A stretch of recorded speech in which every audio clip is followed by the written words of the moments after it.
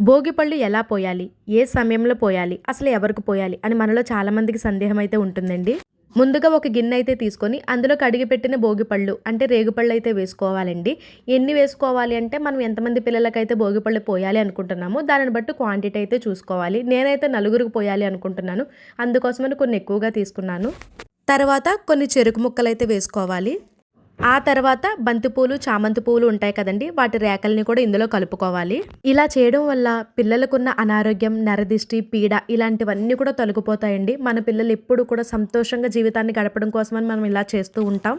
తరువాత కొన్ని అక్షంతలు అయితే వేసుకోవాలి. ఇందులో కొన్ని చిల్లర నాణ్యాలు కూడా వేసుకోవాలి. 5 సంవత్సరాల లోపు పిల్లలు మగవారైనా ఆడవారైనా ఎవరికైనా కూడా భోగిపళ్ళు పోసుకోవచ్చండి. అది కూడా సాయంత్రం 5 లోపు సూర్యాస్తమం అయ్యే లోపే మన ఈ భోగిపళ్ళ కార్యక్రమాన్ని అయితే పూర్తి చేసుకోవాలండి. ముందుగా తల్లి గుప్పెట్టుతో వీటిని తీసుకొని 3 సార్లు పిల్లల మీద నుంచి దిష్టి తీసి ప్రేమగా వారి తల మీద నుంచే వదిలేయాలండి. తర్వాత మనం ఇంటికి పిలుచుకున్న ముత్తైదువులు కూడా ఇలా చేయొచ్చు. కానీ ముందు మాత్రం తల్లినే చేయాలి.